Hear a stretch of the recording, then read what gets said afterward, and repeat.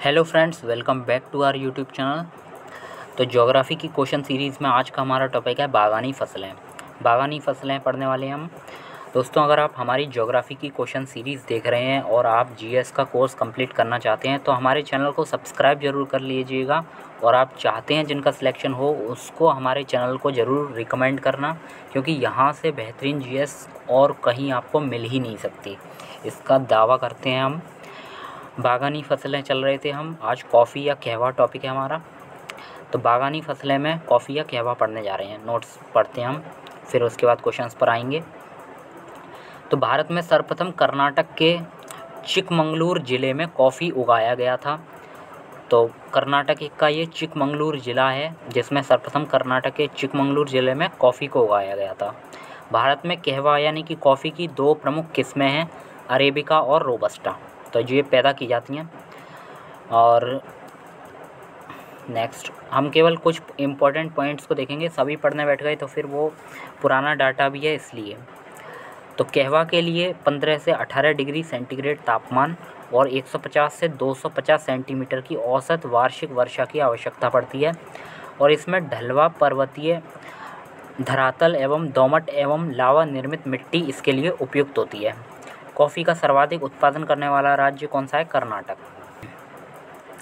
Next, फिर coffee का प्रवर्धन बीजों द्वारा होता है और राष्ट्रीय बागवानी बोर्ड की स्थापना 1984 में की गई थी। सोसाइटी पंजीकरण अधिनियम 1860 के अंतर्गत एक स्वायत्त सोसाइटी के रूप में राष्ट्रीय बागवानी बोर्ड की स्थापना की गई थी 1984 में। इसका मुख्यालय गुरुग्राम हरियाणा में स्थित है। भारत सरकार ने वाणिज्य एवं उद्योग मंत्रालय के प्रशासनिक नियंत्रण के अधीन सांविधिक अधिनियम कॉफ़ी अधिनियम 1982 की धारा 7 के द्वारा कॉफ़ी बोर्ड का गठन किया था। तो यहाँ से ये पॉइंट जानने का है, कॉफ़ी का सर्वाधिक उत्पादन कौन करता है? तो कर्नाटक। तो अब हमारा क्वेश्चन सीरीज़ शुरू होती है कॉफ़ी की। तो बागानी फसलों में आता है कॉफ़ी या कहवा पहला। तो राष्ट्रीय बागवानी परिषद, ये क्योंकि हम बागानी फसलें पढ़ रहे हैं, तो राष्ट्रीय बागवानी परिषद यानी कि बोर्ड की स्थापना कब की गई थी? 1984 में। तो ये फर्स्ट क्वेश्चन वहीं से मिल गया कि राष्ट्रीय बागवानी परिषद यानी कि राष्ट्रीय बागवानी बोर्ड की स्थापना 1984 में की गई थी और इसका मुख्यालय गुरुग्राम हरियाणा में स्थित है, आपने अभी देखा था। यद्यपि कॉफ़ी और चाय दोनों की खेती पहाड़ी ढलानों पर की जा सकती है, चाय और कॉफ़ी दोनों पहाड़ी ढलानों पर इनकी खेती की जाती है, तथापि इनकी कृषि के संबंध में इन दोनों में से कुछ अंतर पाया जाता है। तो इसके संदर्भ में क्या कथन सही है? तो कॉफ़ी जो होता है वो पौधा उष्णकटिबंधीय क्षेत्रों की उष्ण और आर्द्र जलवायु की आवश्यकता पड़ती है। तो कॉफ़ी के पौधे को उष्णकटिबंधीय क्षेत्रों की उष्ण और आर्द्र जलवायु की आवश्यकता होती है, जबकि चाय की खेती उष्णकटिबंधीय और उपोष्ण दोनों क्षेत्रों में की जा सकती है। तो ये अंतर है पहला।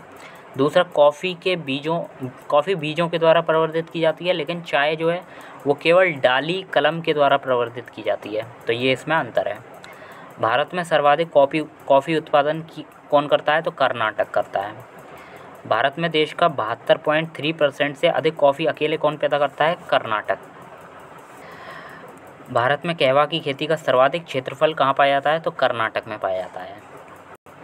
तो नेक्स्ट टॉपिक है हमारा चाय एवं रबड़। तो नोट्स को पढ़ते हैं पहले, फिर आते हैं आगे। तो चाय को पढ़ने जा रहे हैं हम। चाय भारत की सबसे महत्वपूर्ण बागानी फसल है। दक्षिणी चीन के यून्नान पठार का मूल पौधा है। तो चाय जो है वो दक्षिणी चीन में यून्नान पठार पाया जाता है, इसका मूल पौधा है।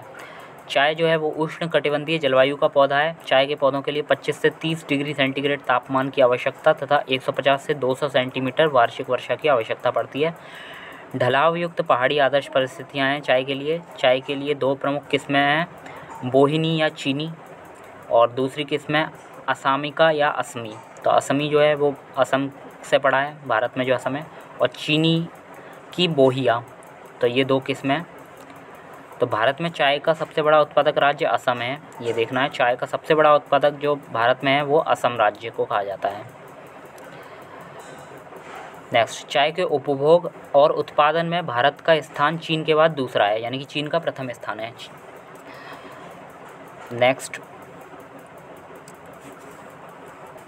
नेक्स्ट जो आता है वो बागानी फसलों में रबड़ का पौधा आता है। तो रबड़ के पौधों के लिए गर्म और नम जलवायु की आवश्यकता होती है। 25 से 28 डिग्री सेंटीग्रेड औसत तापमान और 300 सेंटीमीटर की औसत वार्षिक वर्षा की आवश्यकता पड़ती है रबड़ के लिए। भारत का सबसे बड़ा रबड़ उत्पादक राज्य केरल है, जिसमें 87% के समथिंग रबड़ का उत्पादन किया जाता है। केरल के भी कुछ खासकर राज्य यहाँ दिए गए हैं। केरल का रबड़ उत्पादन में 69% हिस्सा रहा है और एर्नाकुलम, कोट्टयम, कोझिकोड और कोल्लम केरल के प्रमुख रबड़ उत्पादक जिले हैं। वैसे अगर देखा जाए तो विश्व में प्राकृतिक रबड़ का सर्वाधिक उत्पादन थाईलैंड में होता है। तो चाय एवं रबड़ के क्वेश्चन से स्टार्ट करते हैं। अब 2015 के आंकड़ों के अनुसार चाय के उत्पादन एवं उपभोग में चीन का प्रथम और भारत का कौन सा स्थान है? द्वितीय। नकदी फसल जिसमें अधिकतम विदेशी मुद्रा प्राप्त होती है, तो चाय वह नकदी फसल या बागानी फसल है जिसमें अधिकतम विदेशी मुद्रा प्राप्त होती है। क्यों? इसका कारण ये है कि भारत जो है वो अपनी आवश्यकता से अधिक उत्पादन करता है चाय का। तो जब आवश्यकता से अधिक उत्पादन करेगा तो निर्यात करेगा, और निर्यात करेगा तो उससे विदेशी मुद्रा प्राप्त होती है। किससे? चाय से। भारत का सबसे बड़ा चाय उत्पादक राज्य असम है। नेक्स्ट, भारत चाय का महत्वपूर्ण निर्यातक देश है। सही बात है, निर्यात करता है भारत। और भारत में चाय की घरेलू खपत बहुत कम है, तो ये गलत है। चाय की खपत बहुत ज़्यादा है भारत में, लेकिन उत्पादन जो है वो काफ़ी ज़्यादा सरप्लस में होता है, इसलिए भारत निर्यात करता है। ऐसा नहीं है कि उसकी खपत कम है तो इसलिए वो निर्यात करता है, बल्कि रीज़न ये है चाय का उत्पादन काफ़ी अच्छा होता है भारत में, इसलिए वो निर्यात करता है। और चाय की खपत भी भारत में बहुत अच्छी है। एक ऐसे क्षेत्र में जहाँ वार्षिक वर्षा 200 सेंटीमीटर से अधिक और पहाड़ी ढलान पाया जाता है, तो ऐसी खेती में अभीष्ट यानी आइडियल किसके लिए है? ये चाय के लिए। ग्रीन गोल्ड किसकी किस्म है? तो ये चाय की किस्म है। ग्रीन गोल्ड याद रखनी है, ये किस्म है चाय की, ग्रीन गोल्ड। बराक घाटी की महत्वपूर्ण फसल साउथ असम में है बराक घाटी, तो यहाँ धान, जूट ये सब इसकी प्रमुख फसलें हैं। भारत में रबर का सर्वाधिक उत्पादन करने वाला राज्य कौन सा है? केरल। तो रबर का सबसे ज़्यादा उत्पादन करता है केरल। अन्य जो टॉपिक हमारा अन्य बागानी फसलें। टी और कॉफ़ी को एक साथ हम देख लेते हैं, कुछ इसके अलग से पॉइंट्स हैं। ह्यूमस रिच सॉइल कौन सी होती है? तो ह्यूमस रिच सॉइल जिसमें ह्यूमस अच्छी खासी मात्रा में पाई जाती है वो है एल्यूवियल सॉइल और फॉरेस्ट और माउंटेन सॉइल। तो ये जो सॉइल एल्यूवियल सॉइल जो है, और एक सेकेंड, तो हम देख रहे हैं अभी ह्यूमस रिच सॉइल कौन सी होती है? तो ह्यूमस में जो रिच सॉइल है उसमें नाम आ रहा है एल्यूवियल का। एल्यूवियल सॉइल जो होती है वो ह्यूमस रिच सॉइल बताई गई है, और फॉरेस्ट और माउंटेन सॉइल भी ह्यूमस रिच सॉइल है। रिच ह्यूमस फाउंड इन, यानी कि अच्छी खासी ह्यूमस की मात्रा किस में पाई जाती है? लोमी सॉइल में। इक्वल पार्ट ऑफ, जिसमें लोमी सॉइल कौन सी सॉइल होती है? जिसमें सैंड, सिल्ट और क्ले यानी कि बालू, गाद और मृत्तिका तीनों की इक्वल पार्ट में इक्वल मात्रा पाई जाती है, तो वो लोमी सॉइल होती है, और लोमी सॉइल में ह्यूमस अच्छा खासा पाया जाता है। टी के लिए यहाँ बताया गया है वार्म यानी कि उष्ण और आर्द्र जलवायु, ह्यूमिड क्लाइमेट चाहिए होता है विद रेनफॉल कम से कम तो 100 सेंटीमीटर हो, लेकिन ज़्यादा ही होता है 200 सेंटीमीटर से, 150 से 200 मानते हैं। इसके लिए एसिडिक सॉइल चाहिए होती है टी के लिए, और वेल ड्रेन्ड सॉइल चाहिए होती है, पानी की निकासी की अच्छी व्यवस्था होनी चाहिए। Grow in area sea level up to, जहाँ समुद्र का लेवल कितना हो, altitude as high as 2100 metre above sea level से लगभग 2100 मीटर तक होना चाहिए। कॉफ़ी के लिए कंडीशन है कि टू मच डायरेक्ट सनलाइट और hydration can have a reverse या detrimental effect upon the tree. तो ज़्यादा सनलाइट भी नहीं पड़नी चाहिए और ज़्यादा हाइड्रेशन भी नहीं होना चाहिए पानी, क्योंकि इससे इसके पौधे पर रिवर्स या डिट्रीमेंटल इफेक्ट पड़ता है, हार्मफुल इफेक्ट। चिकमंगलूर कर्नाटक में कॉफ़ी का सबसे पहले उत्पादन किया गया था। अगर एक साथ देखें बागानी फसलों में, हमने पहले कॉफ़ी देखा था, फिर चाय देखा था। कॉफ़ी के लिए 15 से 18 डिग्री सेंटीग्रेड तापमान चाहिए होता है, जबकि चाय के लिए 25 से 30 डिग्री सेंटीग्रेड। कॉफ़ी के लिए 150 से 250 सेंटीमीटर औसत वार्षिक वर्षा, जबकि चाय के लिए 150 से 200 सेंटीमीटर वर्षा इनफ होती है। कॉफ़ी और चाय दोनों ही ढलवा पर्वतीय धरातल पर उगते हैं, और कॉफ़ी के लिए दोमट एवं लावा निर्मित मिट्टी उपयुक्त होती है। दोमट मिट्टी यानी कि लोमी सॉइल और लावा निर्मित मिट्टी, ये कॉफ़ी के लिए। चाय के लिए अम्लीय थोड़ी मिट्टी होनी चाहिए। अब ये अन्य बागवानी फसलों में हम कुछ देखने जा रहे हैं। जैसे तंबाकू का उत्पादन सबसे ज़्यादा आंध्र प्रदेश में होता है, और आंध्र प्रदेश के बाद अगर किसी की बात करें तो वो गुजरात आता है। तो तंबाकू उत्पादन में पहला स्थान आंध्र प्रदेश का है, दूसरा आता है फिर गुजरात का। तंबाकू में आंध्र प्रदेश, दूसरा गुजरात। रबर के उत्पादन में पहला कौन है? केरल। अब कुछ चीज़ें हैं जो केरल प्रथम है, तो केरल को ऐसे याद कर सकते हैं, केरल जो है वहाँ पढ़े लिखे लोग पाए जाते हैं। तो पढ़ेंगे लिखेंगे तो फिर उन्हें पेंसिल और रबड़ की आवश्यकता पड़ती है। तो रबड़ मिटाने के लिए किन्हें चाहिए? जो पढ़े लिखे लोग होंगे। केरल में सबसे ज़्यादा साक्षरता पाई जाती है, 94% लोग के समथिंग यहाँ पढ़े लिखे हैं, बल्कि ये एग्जैक्ट रेशियो नहीं है, 90 से ऊपर ही है कुछ। तो केरल में साक्षरता सबसे ज़्यादा पाई जाती है, यहाँ के लोग पढ़ते लिखते हैं, तो रबड़ की ज़रूरत पड़ती है, पेंसिल रबड़। तो रबड़ का उत्पादन सबसे ज़्यादा कौन करेगा? केरल। इस तरह ट्रिक से याद कर सकते हैं। फिर इलायची, एक सेकंड, नारियल। ऐसे ही यहाँ के लोग पढ़े लिखे हैं तो उनको पता है कि हेल्थ की ज़रूरत कितनी ज़्यादा होती है, तो यहाँ के लोग हेल्थ कॉन्शियस होते हैं, और नारियल जो है वो हेल्थ के लिए बहुत अच्छा पाया जाता है। तो नारियल भी यहाँ के लोग खाते हैं, केरल के लोग। आपने देखा होगा पढ़े लिखे लोग जो होते हैं वो नारियल पानी पीते हुए नज़र आए होंगे आपको। तो जो नारियल है वो भी केरल में होता है। रबर और नारियल दोनों केरल के हैं। उसके बाद लौंग में आता है तमिलनाडु, काली मिर्च में आता है भारत तीसरे स्थान पर है काली मिर्च में। तो इसको कैसे याद रख सकते हैं? देखो, ऐसे हम ट्रिक से अगर देखें तो लौंग क्या होता है? लौंग का जो फूल होता है वो पुष्प कलिका से बनता है, इस तरह फूल होता है एक टाइप का। तो जब भी मिलते हैं किसी से, तब मिल मतलब मिलना, और किसी से मिलेंगे तो क्या करेंगे? यहाँ के लोग, तमिलनाडु के लोग मिलते हैं तो उनके पास फूल तो नहीं, तो लौंग फूल के रूप में वो लौंग को दे देते हैं, क्योंकि लौंग भी एक तरह की क्या है? पुष्प कलिका होती है। तो मिलने से ही वो लौंग दे देते हैं कि लो भैया।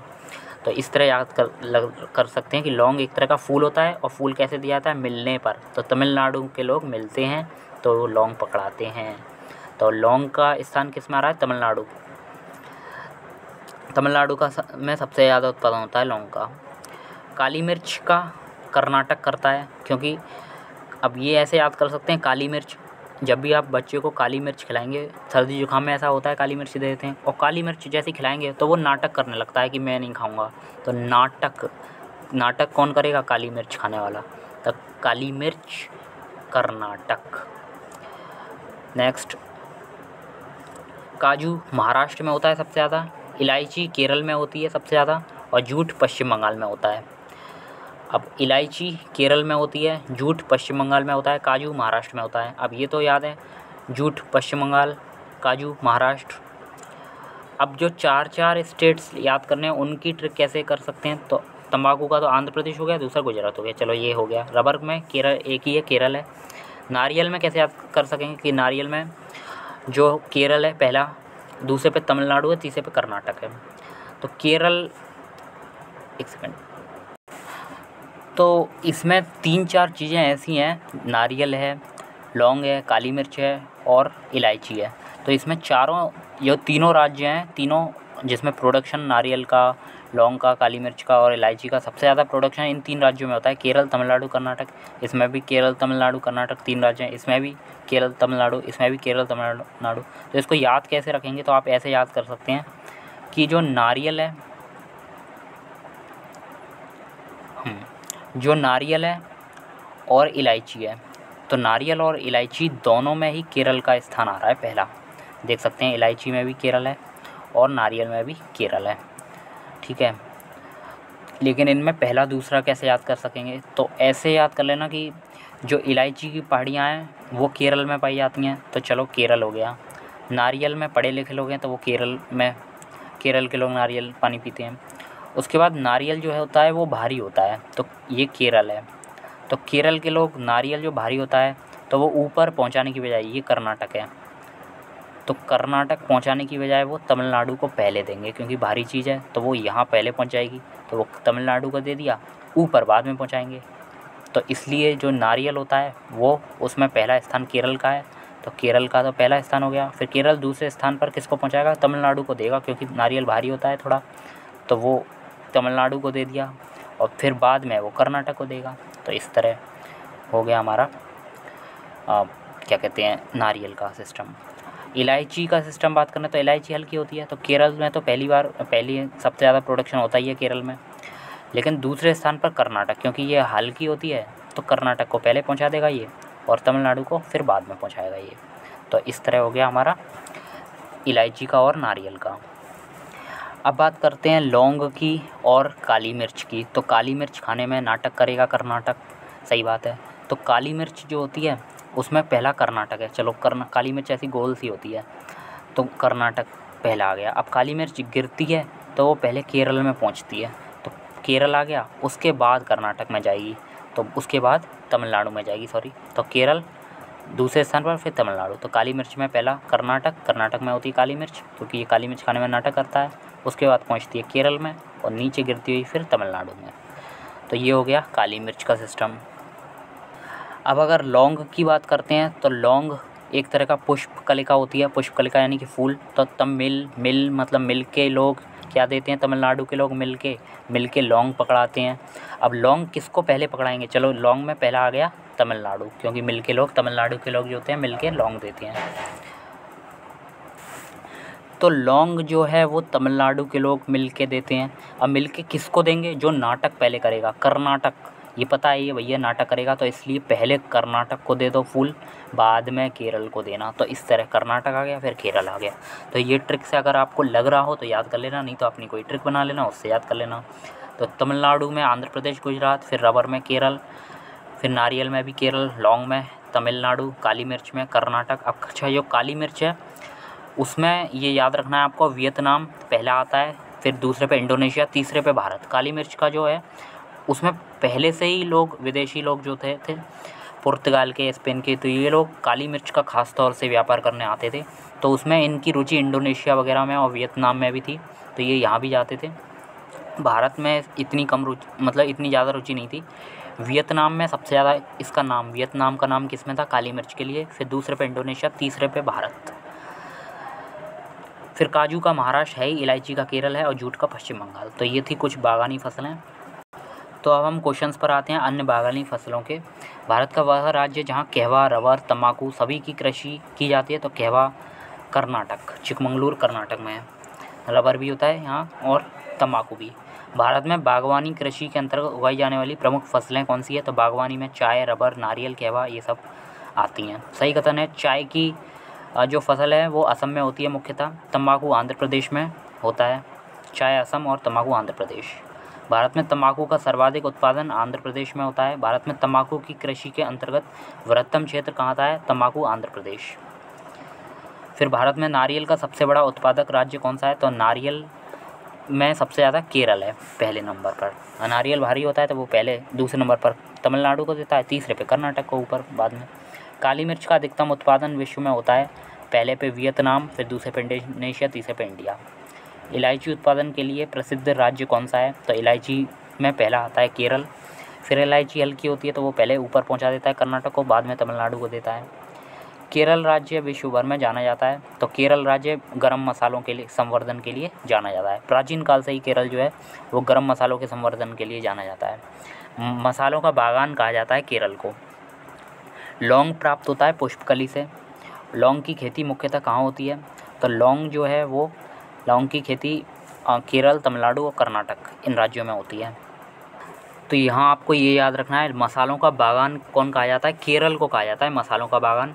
लौंग जी की जो खेती होती है ना, तो लौंग में एक तरह का फूल होता है, पुष्पकलिका होता है।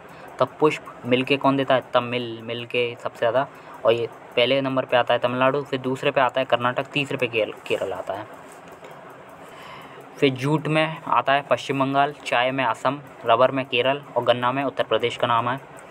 फिर भारत में काली मिर्च की खेती के लिए अनुकूल दशाएं हैं, तो काली मिर्च की खेती के लिए भारत में उष्ण और आर्द्र जलवायु, 200 सेंटीमीटर तक की वार्षिक वर्षा, और इसमें काली मिर्च के लिए 1100 मीटर तक की ऊंचाई के पहाड़ी ढाल होने चाहिए और 15 से 30 डिग्री सेंटीग्रेड तक वार्षिक ताप परिसर होना चाहिए। यानी कि काली मिर्च की जो खेती है उसके लिए तापमान खूब चाहिए, 15 से 30 डिग्री सेंटीग्रेड का। वर्षा भी 200 सेंटीमीटर तक की चाहिए और उष्ण और आर्द्र जलवायु चाहिए। 1100 मीटर तक की ऊंचाई चाहिए होती है काली मिर्च के लिए। काला सोना के रूप में काली मिर्च को और कोयला को जाना जाता है। तो कोयला को तो आपको पता ही होगा, काला सोना के नाम से जाना जाता है, लेकिन काली मिर्च को भी काला सोना के नाम से जाना जाता है। भारत में मसालों का सर्वाधिक उत्पादन वैसे अब मध्य प्रदेश करता है। मसालों के रूप में अगर देखा जाए तो मध्य प्रदेश, मसाले माँ से मध्य प्रदेश। काजू का उत्पादन सबसे ज़्यादा कौन करता है? महाराष्ट्र। तो आज का हमारा चैप्टर कंप्लीट होता है। आप मिलेंगे नेक्स्ट वीडियो में, तब तक के लिए बाय, टेक केयर।